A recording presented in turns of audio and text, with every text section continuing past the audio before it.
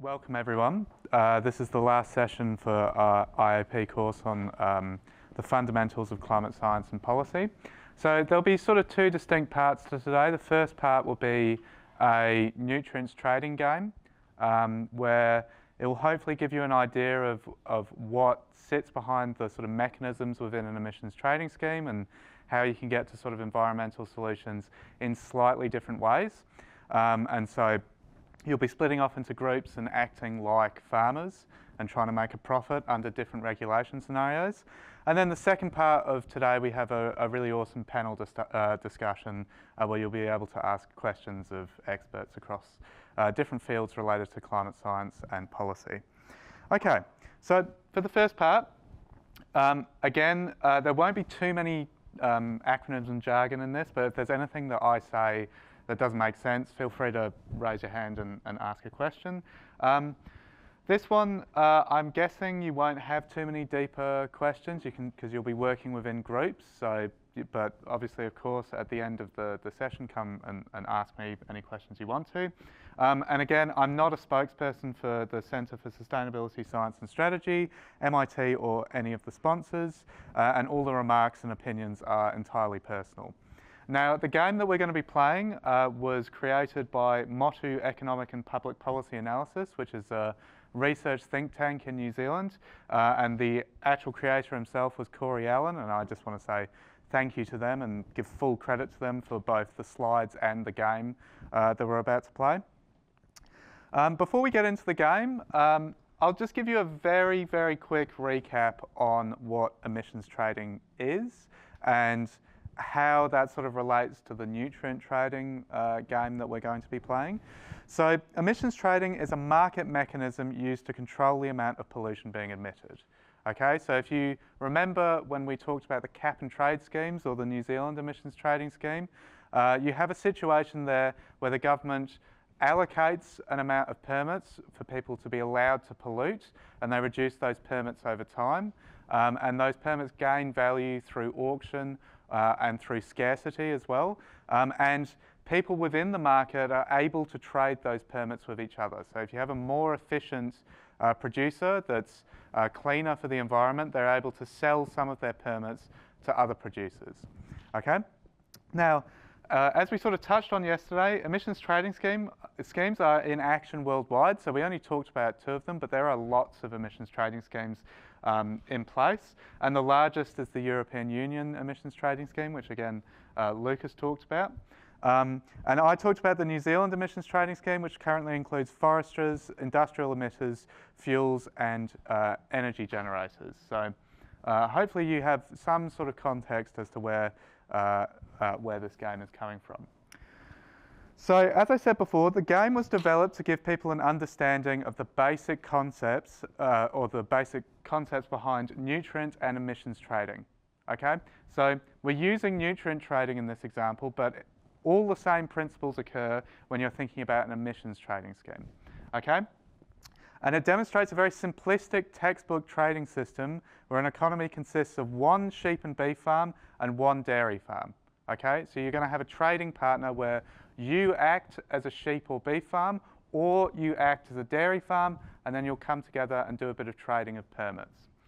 And it demonstrates how the ETS would work if the point of the obligation was at the farm level. Okay, so currently it's at the producer level, but if we're looking at individual farms and they're emitting pollutants into rivers, how do you restrict that with some sort of trading system similar to the New Zealand emissions trading scheme? Okay, so in each period or in each scenario, you will need to decide on a production level that will maximise your profit level given the regulatory state. Okay, so the idea behind this game is you are thinking as producers. Your entire aim is to maximise profits as much as possible. Okay, sort of don't think about pollution at all other than what the regulations are saying. Okay, so your entire aim is to maximise profits. There are going to be three possible regulatory states. There's going to be no nutrient regulations. You're allowed to make as much profit and pollute as much as you possibly can. There will be a hard nutrient limit put on the economy, And for each individual farm, it will be exactly the same, and you've got to work out what your profit maximising option is there. And then finally, we'll allow nutrient trading between a dairy farm and a sheep farm. So you'll only talk to one dairy farm and you'll only talk to one sheep farm, and you as a pair will work out the most efficient trading option that you can come up with given the regulation that's in place. Okay, so now we're going to set up the game. What I would like is see that there's like a partition in the middle of the room here. I'd like people in the sheep farming side to be on this right side and people on the dairy farming side to be on my left side. And we need to have an equal number of sheep farms as well as dairy farms. And I think with the size of groups, maybe we have 2 sheep farms and 2 dairy farms. So try and organise yourselves into groups, and I'll make some splits once you've got there. So I'll give you about 2 minutes to do that. Okay, so I need 2 sheep farms and I need 2 dairy farms.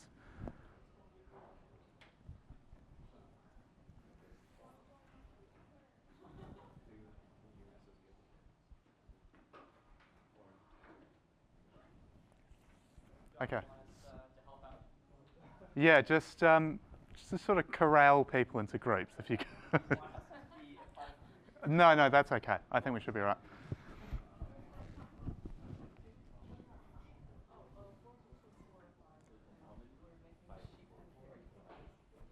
Okay, we're looking a bit lacking on the dairy side.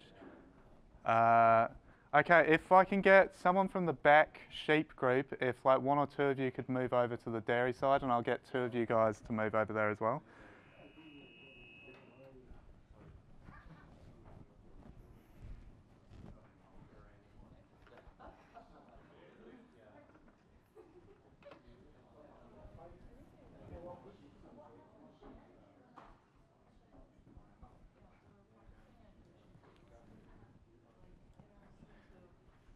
Okay.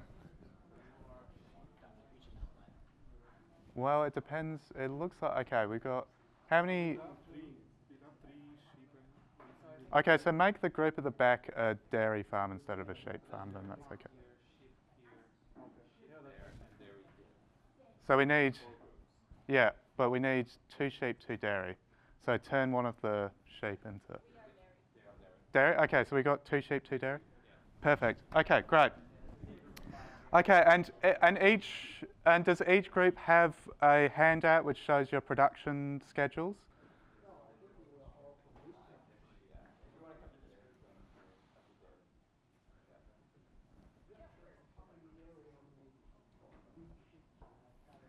Okay, so everyone's in a group, yes?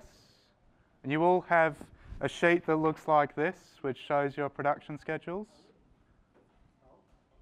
Yeah?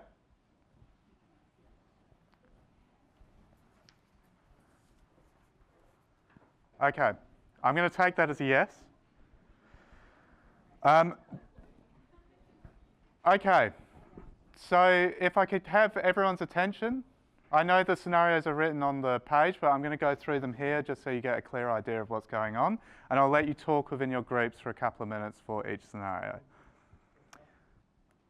Okay, so there's a couple of assumptions that you have to sort of have in your mind when you're making decisions in this world, okay? Your farms are the only sources of pollution in the economy, okay? And they're also the only producers in the economy, okay? So it's a very small and very simple economy. As I said before, your entire goal is to maximize profit to choose how much, by choosing how much you produce whilst complying with the regulations. Okay, so you'll see with your production schedule, you have either meat produced or milk produced at the top. You have profit in the middle, which corresponds to the amount of meat produced. And then at the very bottom, you have the amount of nutrients, or you can think of the amount of pollution that's being produced for each of these production levels. Okay, so this is an example of that production schedule. Okay, this is not the same as what you have on your sheets, just to be very clear, because sheep farmers and dairy farmers should not know what each other's production schedules are because you're going to negotiate at some point. Okay, and so as I said before, top line you have what you're producing, middle you have your profit, and bottom you have your pollution or the nutrients that are being produced. Okay, now If we look at a situation, so I'll just go back one slide. In this situation, if there is no regulations here, the most profitable amount of meat you can produce is 6, okay? And it's very simply, you look for the highest profit on that schedule and you say, okay, I'm going to produce 6 meat, because there's no regulations with regards to pollution. Now, the sort of decision making that has to come in a bit later in the game is thinking about how pollution and production relate to each other, okay? So if we look at this example production schedule, if you reduce production from 3 to 2, your profit reduces from $12 to $9, and so you lose $3 of farm profit, but you're going down by 1 level of pollution, okay? So you might need to do that to sort of comply with regulations. Whereas if you increase production from 3 to 4, your profit increases from $12 to $20, so you have $8 more profit, but you're producing 1 additional unit of pollution, okay? So there is sort of a mechanism underneath here. You can make much more profit, but you'll be polluting a lot more, and it's harder to fit within the regulations when you're doing that. Okay, so at the end of the 3 scenarios we'll have a look at the comparisons between total profit, the amount of pollution or the amount of nutrients that are being released by sheep and beef farms, dairy farms, and then what the total nutrients are, just to see what the differences are between a no regulation scenario when nutrient limits are introduced and then when nutrient trading is allowed, which is an emissions trading scheme in this case. Okay, so for the first scenario, I'm going to give you about 2 to 5 minutes to think within your groups. There are no regulations in place. What is the most profitable amount of meat for the case of the sheep and beef farms and milk for the dairy farms you can produce in this baseline scenario?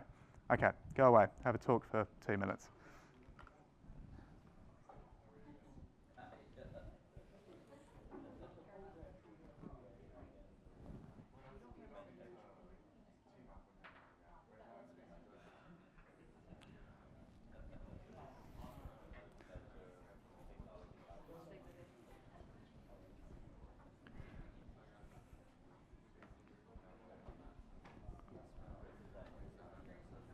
I'd say what you guys could do is just walk around and make sure people are actually talking about the game. That might be a handy thing to do, but probably more relevant for the later scenarios. But yeah, thanks.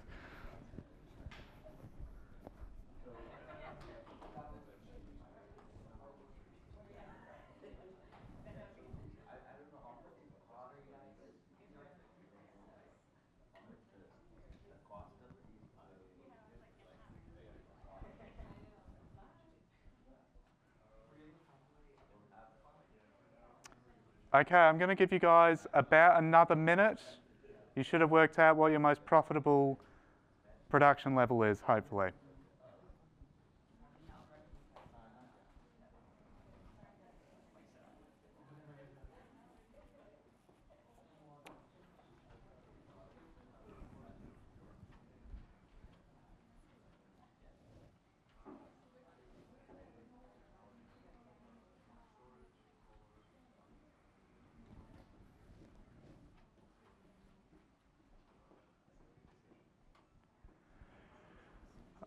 Okay. All right, guys. Hopefully you've worked out what your most profitable level are. So you guys, you're a sheep or you're a beef? Sheep and beef? Okay, so what is your most profitable production level? 8 meat produced, yeah. And what's your profit from that? Perfect. You guys are... And did you get the same answer? Great. Guys at the back, so you're a dairy farm. What are you producing? 8 units of milk, yep. And what's your profit from that? 27. Great. And you have a nutrients level of 11. And did you guys get the same answer as a dairy farm? Perfect. Okay, good job. Okay, so we have a market that's operating. There's no regulations in place. And you can see here the production for both sheep and beef and dairy is 8 units. They both make $27 of profit. But there are 18 units of nutrients or 18 units of pollution that are going into the environment.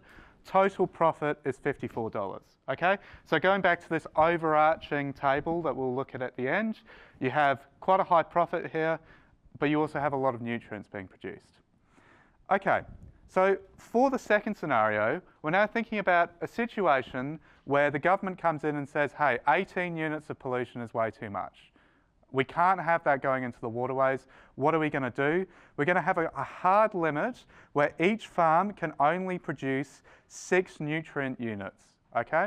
And they're not allowed to trade in this case. There's just a hard regulation that says every single farm may only produce 6 nutrient units. Okay, so remember with your schedules, you have nutrients right at the bottom there.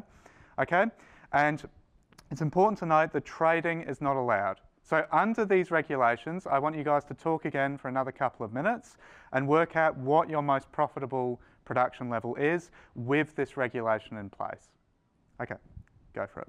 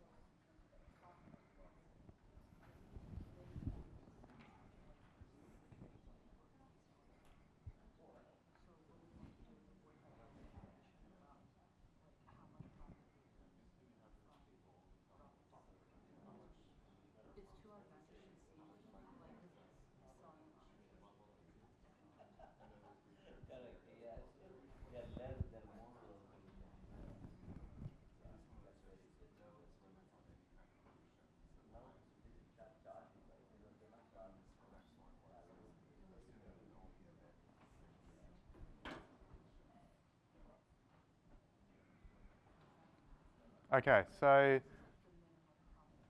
I'll give you about 20 more seconds. Hopefully you've worked out what the most profitable point is for this.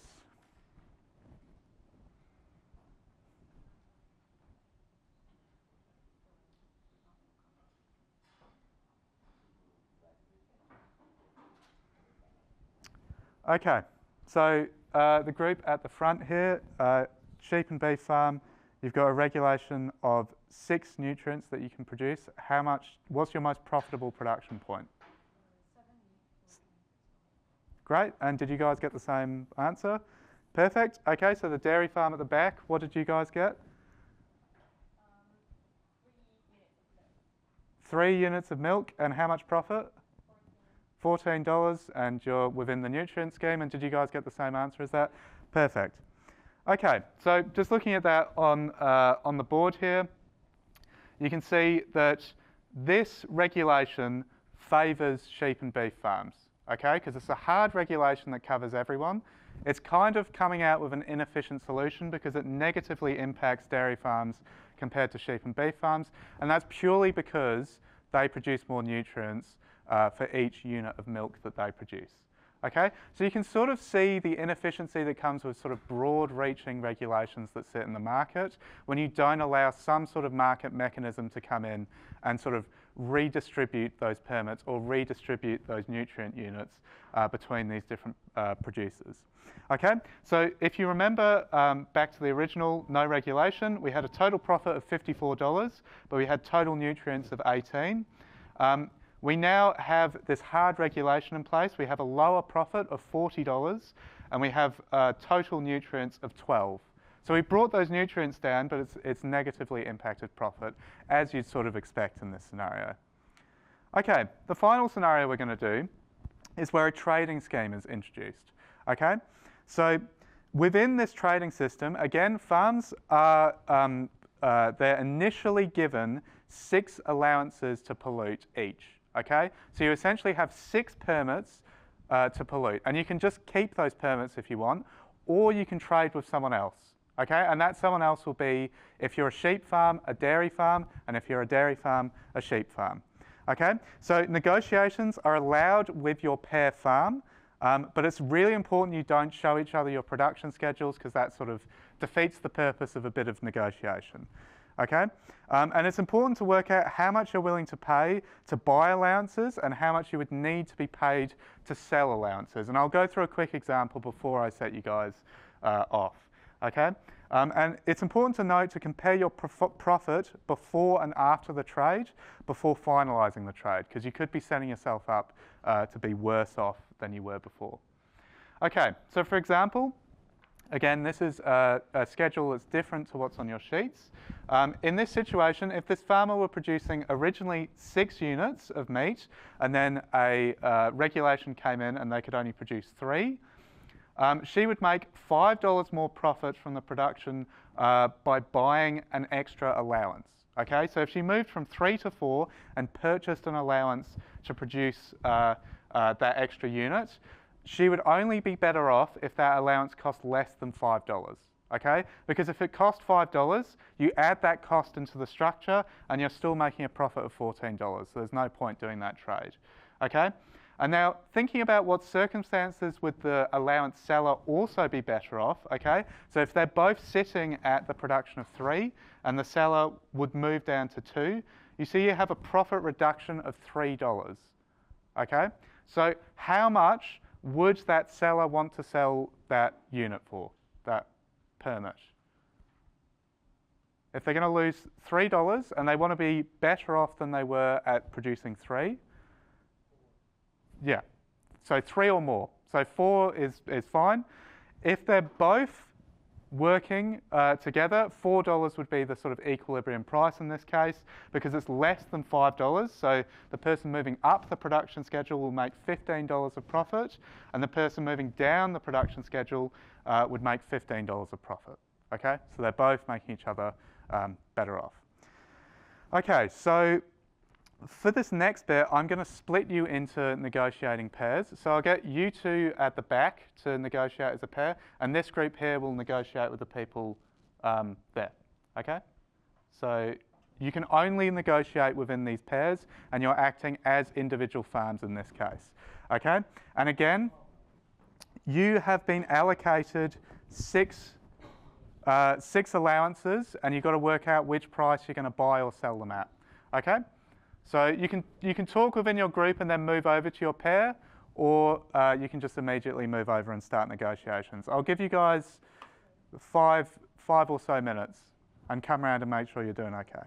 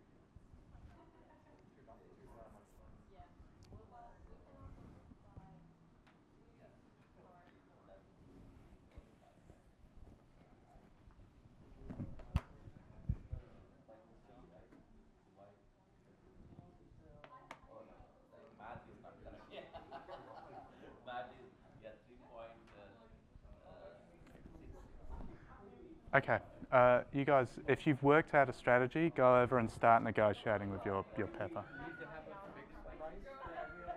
Yes, fixed price for every allowance. Sorry, I will clarify, each allowance must be sold at the same price.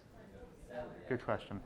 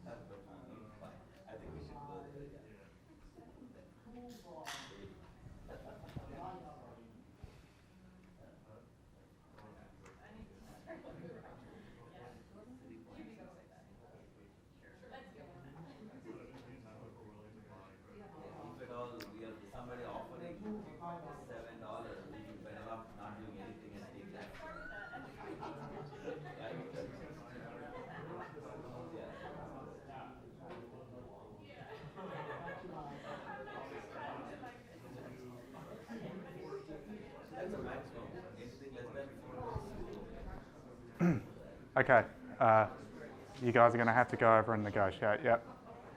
Hopefully you've had enough time to work out your strategy.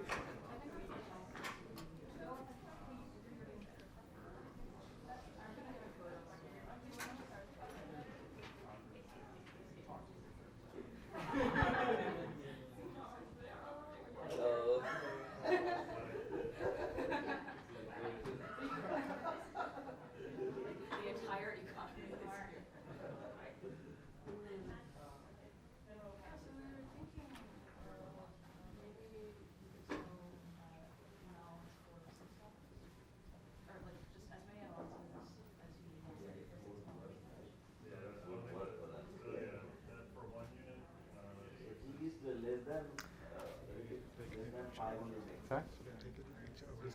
Yeah.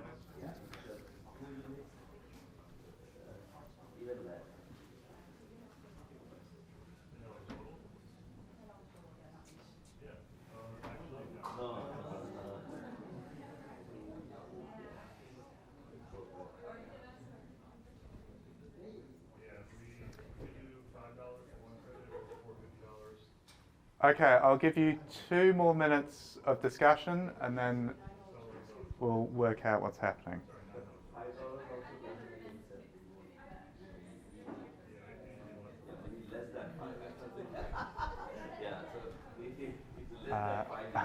Can you show me how to get back to the PowerPoint?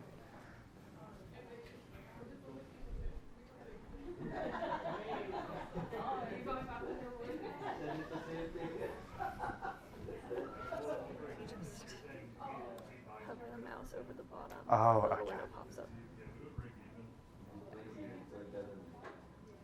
You go like, yeah. And then, Okay. okay, Yep. thanks.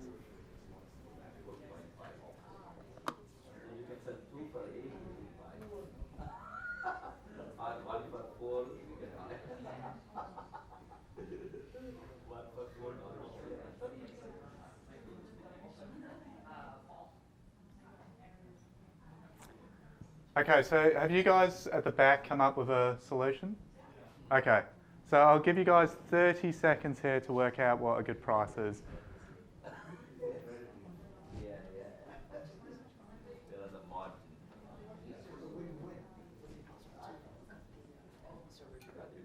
Are we going to take a break or just go straight to the sense?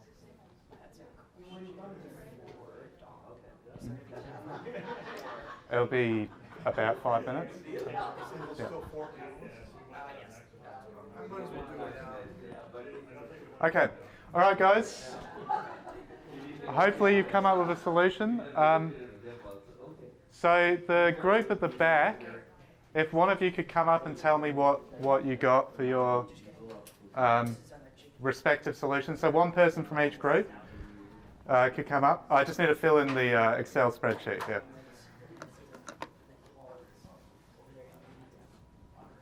And then one person each from the front groups as well. That would be great. Okay, cool. Did you fill it in on your sheet of paper?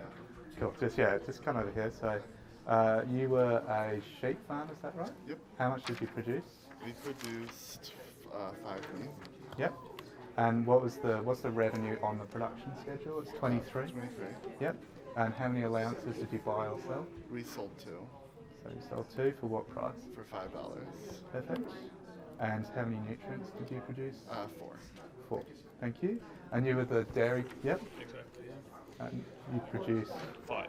5. Great. And you got 23 for that. Is that right? In the original schedule. Correct, Yep. yeah. Yeah, And you bought 2 yeah. for $5. 5, yeah. And nutrients are 8. 8. Perfect. Thank you. That's it. Great. Now it says we had like the price per allowance was 2.5, I think. Because we paid yeah, okay. 5 for 2. So 5 for 2. yeah, for both foods, I think it should be 2. Oh, so 2.5. Okay, yeah. I see. Yep, no worries. Okay, and We sold 2 units to them for $8 total. so how much are you producing? We're producing 5 meats, Yep. and we made 31 with the 7. Okay, so 5 is 23, And you sold 2, is that right? Yeah, sold 2 For for $8 total. $8 total, so that's $4 each. And you're producing 4 nutrients, is that right? Great. And so the other team are producing 5, I take it? Yeah. And they get 23, they bought 2, and for $4, and they're making 8. Okay. All right, great. Well done, guys. So this, we can see here, I have averaged what your scenarios look like. So you both found essentially the optimal solution. So well done. That's rare for the first time round in the game. The optimal price is actually $3, so you guys were pretty close to that. But you can see it gives you a good idea of when you have no regulation, you have the highest profit still, right? But when you put in a nutrient limit and you don't allow some sort of market mechanism in the process, you get a lower profit, but you hit that nutrient limit. Okay? When you introduce trading, it doesn't affect the total nutrients or the total pollution that's going to the environment, but you increase total profit. Okay? So the idea behind this game, it's giving you this concept of when you introduce some sort of regulation, if you allow a market mechanism underneath, it usually typically goes towards a more efficient solution. And that more efficient solution allows for an increase in profit. And that's purely because when you look at sheep and beef farms and dairy farms, they have a different amount of pollution for every unit they produce. And that's exactly the same when you're thinking about producers in the economy. Okay, great. That was the game for today. We're going to have a very, very quick break, and then we'll transition over to a panel discussion. So thank you very much.